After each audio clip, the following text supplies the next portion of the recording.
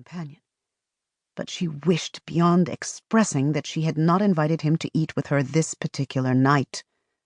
In another moment, he would speak and say the things she did not want to hear.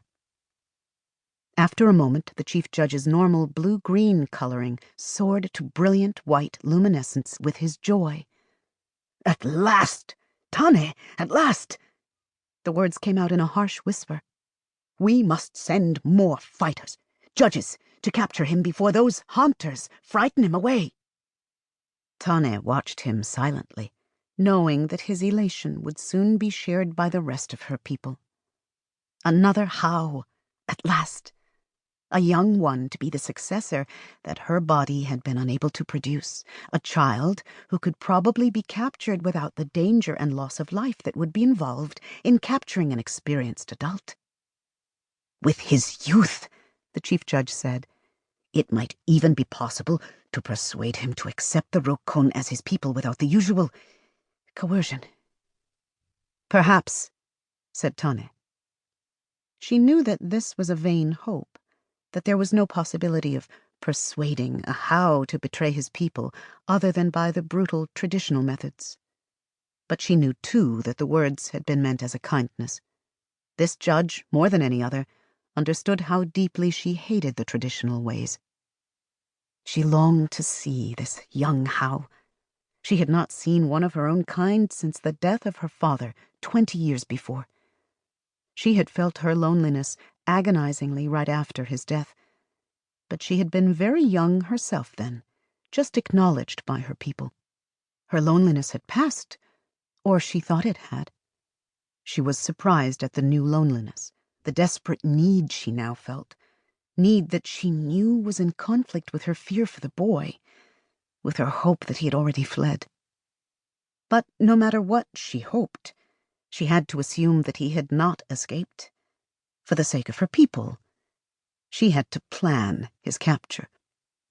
She spoke to her Chief Judge. "We will obey the conventions in this area. The How and his party are to be brought here unharmed, untouched if possible. They are to be treated as potential friends, not as prisoners. They're to be convinced that we're only being cautious with them. If we can make them understand that, then they'll be careful not to do anything that might make us turn hostile." "We can't be too gentle with them," Era said. "We can't take the chance of their escaping." "Take a large enough force with you to prevent their escape. Take as many fighters, both judges and hunters, as you think you'll need. But remember, the point is to give them no reason to risk trying to escape." Era stared at her. "You want me to go after them, Tane?" "Would you rather I send someone else? Someone with less knowledge of the How? Someone who'll lose this boy?" He considered this, then gave the slight flash of white that indicated agreement. "For that matter," he said slowly, "you should go yourself." "You won't need me if you do as I've ordered." The words came out more sharply than she had intended, and she knew that Era would notice. He looked at her silently for several seconds. "You've been alone for a long time, Tane. You should welcome this chance to capture another How." "The people need him, not me," she said shortly. "They'll have him."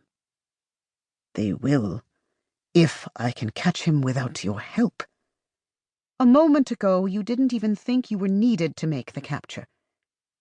"A moment ago, I hadn't thought at all. I'm thinking now, though. A How will need you, Tane. If he decides to leave his friends, escape alone, we may lose him, no matter how many fighters I have." "He won't do that if you don't give him reason. We How don't particularly like abandoning our friends, even when it's necessary." Era laid a hand on her shoulder, and she felt the pressure of it heavily. "We, Tane? Already we? You must have been more lonely than I thought." She said nothing. "By refusing to go after this boy, you are giving him a chance to escape." "I'm giving you a chance to prove that you deserve